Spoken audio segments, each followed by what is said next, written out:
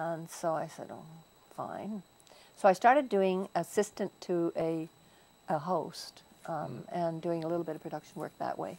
And then he was sick, and so I got to do the Hog Reports. Hog Reports. And I used to report to the farm broadcasts at CBC in Toronto, and they went across the country as well. Yep. And then he had a heart attack, and they didn't have anybody to do the liaise work between the government officials and the CBC. So I got thrown into that, doing noon farm broadcasts. So I would go to I'd go to the House of Commons, and I'd sit in the either the fisheries committees or the wheat board committees or any one of those, and sit and take notes, and then come back to the studio. The honey marketing board, and shorthand, and then go back to the studio with my shorthand notes and go on the air and say this is what happened. So that's sort of how it all, the radio thing all came about. I mean, it was weird. Never expected that's where I'd end up. She's a CGA. Yes. Well, I had to, because I was working with the CBC, and I was doing all this stuff, and they didn't want me doing the accounting stuff if I didn't study. Yeah. So I had to study and take courses and become a CGA. But I still hate it. Well, that's okay. David does all my taxes. David will do my taxes because I won't do them. But that's being a CGA has got nothing to do with doing taxes. And that's understanding the figures. Yeah. It's just has it helped you at all in together. doing any investigative reporting and that type of thing? Is it? The Have you CGA? gotten into that kind of reporting? No, at all? I don't do forensic accounting stuff. Well, no, but I mean, even dealing with some of the strange stuff that's gone on with. Oh, but you heard her. You know, she did a budget today for the Orphans Fund, etc. Oh well, I just finished doing a 5-year marketing plan, like a budget plan, and you've done some for a couple of businesses that I know, and the marketing thing when you're being. Yeah, and we did the Wikinews. We did that, and and I do my own basic accounting stuff. You know, you never know when something like an OCGA degree, even if you don't hang it on the wall, that's right, is worth something to you. But isn't it funny, like, you know, it's okay because I've been around for a long time, but it's really funny when you think back to when you were really young, and, you know, you took accounting or you took business administration, and you took voice, and you did a bit of acting. So I wasn't shy because I'd done that acting with the little theater, and so. You know something? I know something that I don't know about you. What's your maiden name? Oh, that's a hard one. R-O-C-K.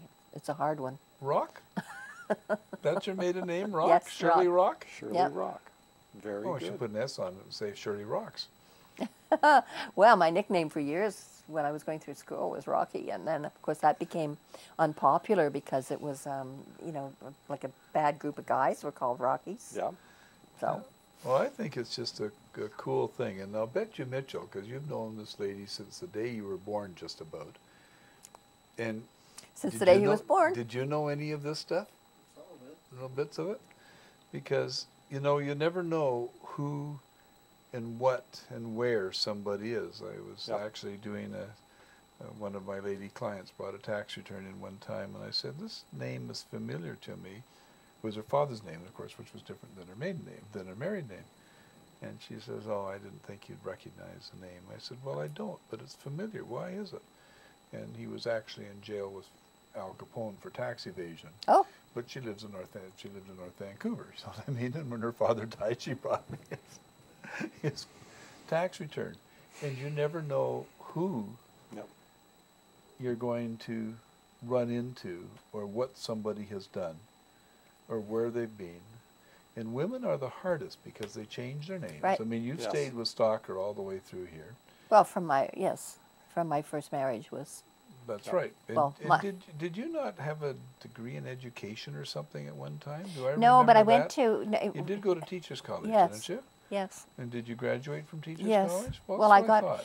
There was a real shortage of teachers in Ontario, yeah. And I had done all this business courses and so on, and so my husband was a teacher, and the school was looking for teachers, but you couldn't just go and teach. You had to get a teacher certificate. Yes. Yeah. But you could get it in the summer, like you From could the normal school. Yeah. in the so that's when I got my teaching certificate, was to do that, and then I went to teach in a rural school, which was quite interesting because the kids went to school when they felt like it, because they'd be home milking, or it was the time to bring in the crops, or the cows had just had a calf, or something was always going on, and to get them to school and to get them to stay was quite a feat.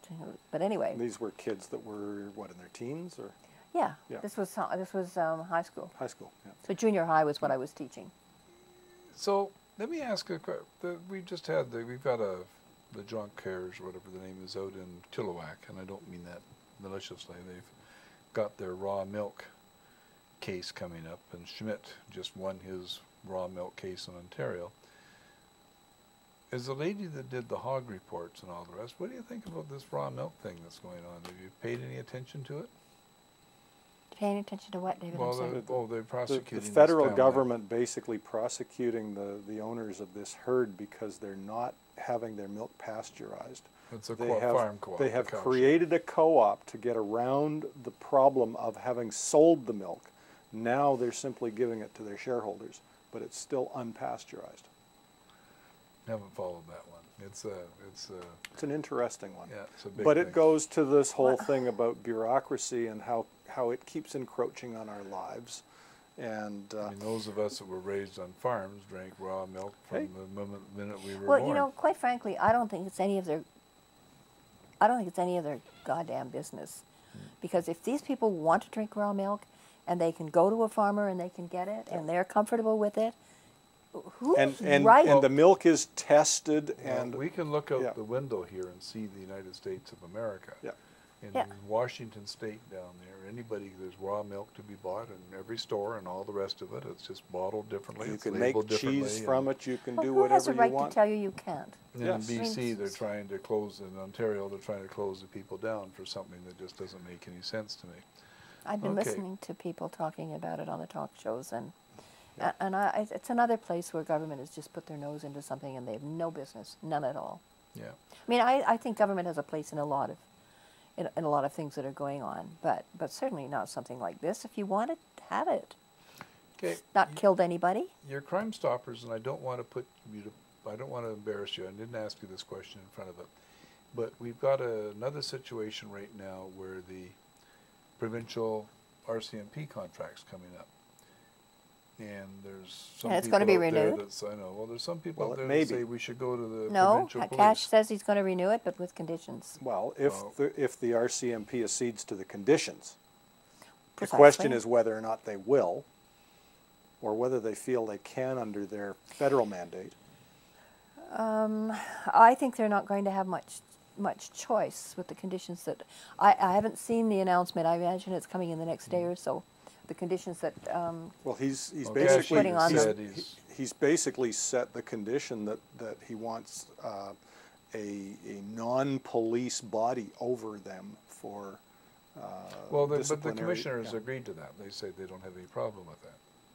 That's what Okay, I well, saw the last time on national Okay, news. then I missed that. Okay. Yeah. All right. But But what else my comment about this, and because you're so intimately involved in all this, is I'm going to sort of blow my own horn a little bit.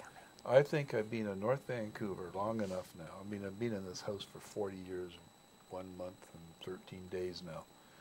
Or no, I thought it was bad enough when he was counting up to the 40 years. Now he's counting 40 past years, the 1 40 years. month It's and just 3 weeks crazy, I've you been know. here now. And I think it's ridiculous that I don't know who my policemen are, because they come here for 2-3 years and then they get transferred out and they go to another place.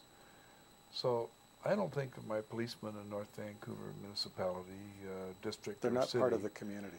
are part of the community. They don't know who anybody is. And remember, I was a block watch captain and all the rest of it, and I just think we should have a local police force that doesn't transfer people from Regina to North Vancouver and back to Sudbury, Ontario. But with the size of the population of North Vancouver, for example, how would you ever get to know your policemen, regardless of whether they're RCMP or local police? That's,